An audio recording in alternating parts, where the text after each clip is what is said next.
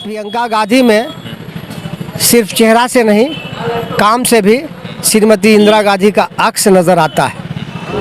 और जहां यूपी के दिग्गज नेता लोग जो नाम नेहाद विरोधी नेता माने जाते हैं, जहां वो खामोश थे, सबसे पहले प्रियंका गांधी मैदान में उतरती हैं, जुल्म के ख़िलाफ़ आवाज़ उठाई है, किसानों के लिए आवाज़ उठाई है, के लिए लड़ सकती हैं। तो हम लोग अपने स्टेट में हमारे अपने हॉकर मजदूर के लिए नहीं लड़ेंगे, तो हम लोग की राजनीति करना बेकार है। हम की है ममता बनर्जी कहाँ का जाके लड़ेंगी? यूपी में कौन लड़ाई लड़ रहा है? महाराष्ट्र में कौन लड़ाई लड़ रहा है? गोवा में कौन लड़ाई लड़ रहा है? बिहार में कौन लड़ाई लड़ रहा है? आप बाकी का सब स्टेट देखिए, वाहिद आप एक ही स्टेट में हैं, तो आप एक स्टेट की नेत्री और बाकी।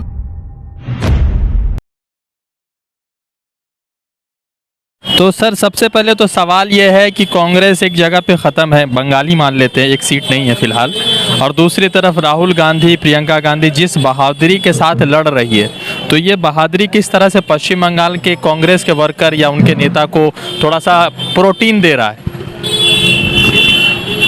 कांग्रेस का इतिहास में अगर जाएंगे तो जब महात्मा गांधी हिंदुस्तान आए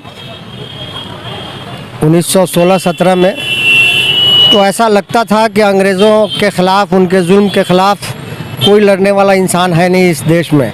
हालांकि बहुत सारे लोग थे, और महात्मा गांधी बाद में, गांधी पहले थे, महात्मा बाद में बने, लोगों ने बनाया, और वो आंदोलन की उपज थे। तो मुझे पूरा यकीन है कि कांग्रेस एक आंदोलन थी, आज भी आंदोलन है, और आने वाले दिनों में कांग्रेस का आंदोलन कांग्रेस और देश को एक नया दिशा देगा, एक नया सिमत देगा, एक नई राजनीति का, एक नए सियासत का बुनियाद डालेगा। 3 अक्टूबर को जब प्रियंका गांधी को गिरफ्तार किया गया, वो वहाँ पे लखीमपुर खीरी जाते वक्त हर गांव में, तो उसी दिन जो है 1984 या 87 को श्रीमती इंदिरा गांधी जी को भी गिरफ्तार किया गया। तो बहुत सारे लोगों ने ये कहा कि प्रियंका गांधी और इंदिरा गांधी ये कांग्रेस के लिए नई होप है, वो होप थी, ये होप बनी है। तो प्रियंका गांधी किस तरह से इस पूरे घटनाक्रम को जो है कांग्रेस पार्टी के लिए या देश के लिए जो है हित में कर रही? देखिए, 1983 की बात कर रहे हैं आप। 83 नहीं होगा, ये होगा 1978 की बात है। तो 78 में चौधरी चरण सिंह इस देश के होम मिनिस्टर थे, और उन्होंने इंदिरा गांधी को परेशान करने के लिए गिरफ्तारी की थी, तिहाड़ जेल ले गए थे, और कोर्ट ने फिर ऑर्डर देकर उनको रिहाई का रास्ता बना दिया। और उसके बाद इंदिरा गांधी जनता पार्टी का सिर्फ और सिर्फ करीब 3.25 साल की हुकूमत थी। इंदिरा गांधी फिर ज़्यादा से ज़्यादा बहुमत लेकर 1980 में दोबारा पावर में आए, प्राइम मिनिस्टर बने। ये लड़ाई कैसे होगा योगी आदित्यनाथ मोदी जी से? हाँ, बोल रहा हूँ आपके पास। और प्रियंका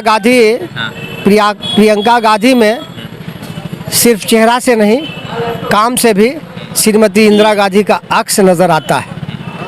और जहां यूपी के दिग्गज नेता लोग जो नाम नेहाद विरोधी नेता माने जाते हैं, जहां वो खामोश थे, सबसे पहले प्रियंका गांधी मैदान में उतरती हैं, जुल्म के ख़िलाफ़ आवाज़ उठाई है, किसानों के लिए आवाज़ उठाई है, जो लोग मजलूम हैं उनके लिए आवाज़ उठाई है, और वो लीडर की तरह अपने रास्ते पर चल पड़ी, और वो डरती नहीं है। और उनका जो हिरासत हुआ है वो इलीगल है, गैर कानूनी है, हिंदुस्तान के संविधान के ख़िलाफ़ है। जो CRPC कानून है इस देश में, या IPC इंडियन पेनल कोड है, ये तीनों कानून के ख़िलाफ़ उनकी हिरासत गलत तरीके से वहाँ की सरकार, आदित्य योगी की सरकार, उनको कन्फाइन की हुई है, हिरासत में ली हुई है। इससे साफ जाहिर होता है कि कांग्रेस उत्तर प्रदेश में एक आंधी का शक्ल ले लिया है, जिस आंधी को रोकने के लिए, जिस आंधी का अगुवाई प्रियंका गांधी कर रही हैं। और हो सकता है कि आने वाले 2022 में योगी की छुट्टी हो जाए, NDA की छुट्टी हो जाए, और कांग्रेस फिर दोबारा वहाँ हुकूमत में आ जाए। प्रियंका गांधी हाथरस में भी लड़ी थी, राहुल गांधी जी भी लड़े थे। अभी जिस तरह से हुआ तो प्रियंका गांधी कहीं ना कहीं सबसे बहादुरी के साथ लड़ी, एक महिला होते भी बहुत बहादुरी के साथ लड़ी।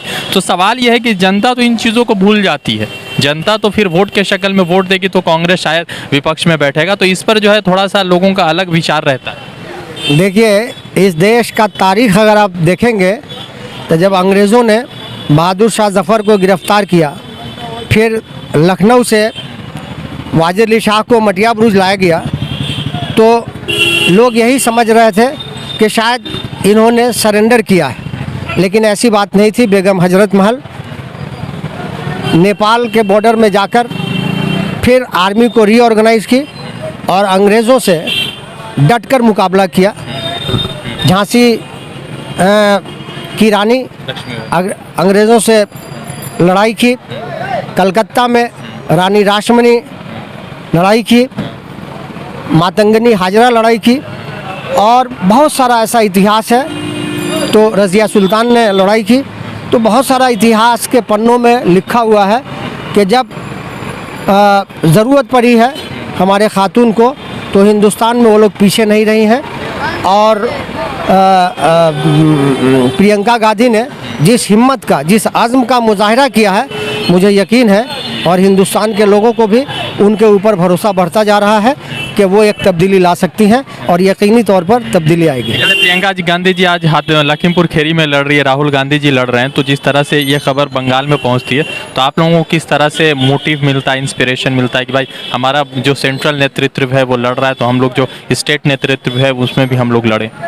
देखिए, हम लोग बहुत सारी मोटिवेशन मिल रहा है। जब प्रियंका गांधी होकर वो मतलब हमारी कांग्रेस की प्लेयर होकर जब वो लड़ सकती हैं, जब 40 घंटे जेल में बिता सकती हैं, तो हम लोग कांग्रेस के बहुत छोटे सिपाही हैं। जब हमारे लीडर जब पीछे नहीं हट रहे तो हम तो सिपाही हैं। सिपाही तो जंग में सबसे पहले आगे रहता है। तो हम लोग एक इंच भी नहीं छोड़ेंगे, उनके लड़ाई में उनका साथ देंगे।